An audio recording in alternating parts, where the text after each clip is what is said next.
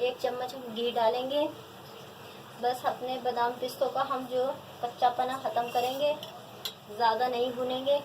हम ये चारों चीज़ें डाल देंगे, बस इनका हल्का सा हम नाज़रीन कच्चापना ख़त्म करेंगे, फिर हम उतार लेंगे। अब आने लग गई है हमारे ये बादाम पिस्ते, चारों चीज़ें भून चुकी हैं, हम उतार रहे हैं। हम सबसे पहले नाज़रीन हम घी में पका रहे हैं। का चम्मच है, 2 चम्मच हम घी डालेंगे, ज़्यादा नहीं डालेंगे। ये देखिए, बस 2 चम्मच मैंने घी डाला है, गरम हो चुका है। अब हम ये डाल देंगे, 2 पीस हमने दालचीनी के डाले हैं। ये 5-6 लौंगे हैं हमारे पास, ये हमने डाली है। 5-6 हमारे पास इलायची है, ये हमने डाली है।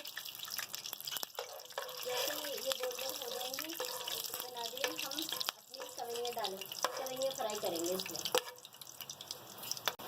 तीनों चीज़ें फ्राई हो चुकी हैं। जो हमने सवैयाँ रखी हैं ये हम डाल देंगे। और आपने आँच का ख़ास तौर पे ख्याल रखना है, ज़्यादा तेज़ आँच आपने नहीं छोड़नी।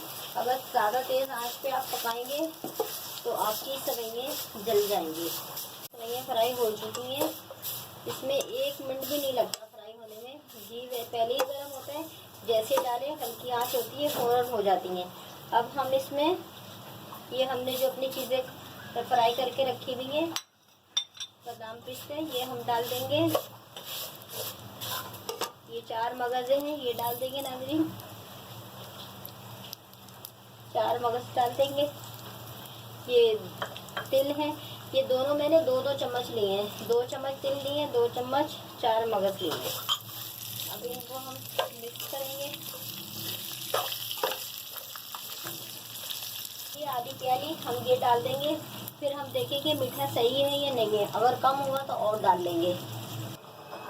ये मैंने पानी उबाल के रखा हुआ है 1 कप, ये मैं भी डाल दूँगी चीनी के साथ ही। अब इन तमाम चीज़ों को हम मिक्स करेंगे। आँच में आपको बार-बार बोलूँ, चूल्हे की आँच आपने तेज़ नहीं रखनी, उतनी आँच रखनी है जैसे हम कोई चीज़ चावल वगैरह दम पे रखते हैं। सही आ रहा है मीठा, और नहीं हमें डालना पड़ेगा। बस अब मैंने इनको सबको तमाम चीज़ों को मिक्स कर दिया, एक जैसी हो गई हैं। अब मैं इनको 10 मिनट के लिए दम पे रख दूँगी। बस जिस तरह चावल रखते हैं दम पे, उस तरह रखते हैं। ये देखें, ये बिल्कुल माशाल्लाह से रेडी हो चुके हैं। ये देखें, और नीचे भी ये देखें आँख नहीं लगी। ये देखें बिल्कुल हमारे नीचे का तला बिल्कुल साफ़ है, ये आप देख सकते हैं। ये बिल्कुल रेडी हो गई है। 20 मिनट में मैंने 20 मिनट हो गए हैं दम रखे हुए।